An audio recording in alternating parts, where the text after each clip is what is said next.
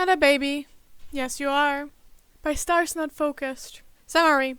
Altera isn't above child labor, but then he doesn't seem to mind it, as he takes his only chance to explore space on board the Aurora.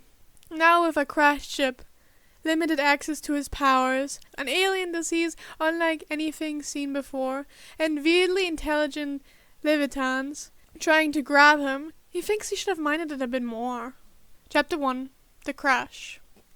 Alerts blared, red lights flashing in his face, as he bolted from his bunk. It was supposed to be educational, a 3-month trip, then back home. Now all he could hear were screams of terror. Flames licked his arms as he ran around, panicked, desperate for an adult who wasn't screaming or telling him to piss off. The smell of burnt plastic burned his nostrils. Him being here at all had to be breaking all types of child labor laws. The floor trembled beneath him, and then he tried his hardest to float. His feet levitated an inch off the ground before his powers fizzled out at the tips of his toes, sending him crashing to the floor. His head pounded. He couldn't go ghost. He couldn't use any of his powers. He was just 14, and he was going to die again in a spaceship of all places. Then he loved space, the planets and the stars. All so beautiful, but still out of his grasp. This was supposed to be a chance for him to see the universe. It was supposed to be his dream come true. His one and only chance at exploring the galaxy. Attention.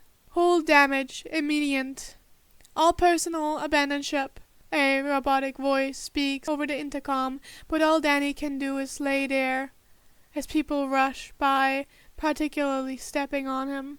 Suddenly, he's grabbed by the scuff of his suit, the sound of heavy footfall and electric crackling, making his head spin. If there were any other situation, he might have made a sarcastic comment to the stranger, who tossed him over their shoulder like a sack of potatoes. But again, they were in space, and currently about to crash. Plus, any snarky remark would likely be drowned out by crowds of panicked people. It's not long until the stranger tosses him into a life pod, with Danny scrambling to strap himself in, slamming his hand down on the remote. He forces his shoulder belt down and braces his head against the seat too big for him. Launch in 3. Wait, it's launching already? 2. Wait, stop! He screamed. He didn't want to be alone. 1. His body lunged. Everything was shaking. He couldn't even hear himself think over the sound of blaring alarms and roaring machinery. It felt like the air around him was squeezing his skull like a stress ball.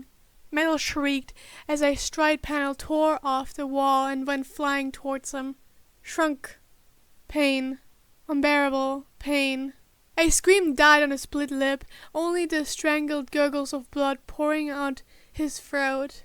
The panel had embedded itself, a perfect split, down his face and neck. His vision blurred, and all he could see was red. So this is how it ended for him. Face bisected by a flimsy metal sheet. A cruelly anticlimactic death compared to his first. But at least he got to die in space. Closing his eyes, Danny felt a familiar numbness spread throughout his body. Once again, he was gone. And that was the chapter! I'm so excited to fucking read this. If you liked it, leave a like. If you like my videos in general, feel free to subscribe and share it. I do Podfic commissions, so if you want me to read your story or some other person's story or for someone else, you can commission me and I will make those. Infos to that are on the screen or in the channel description.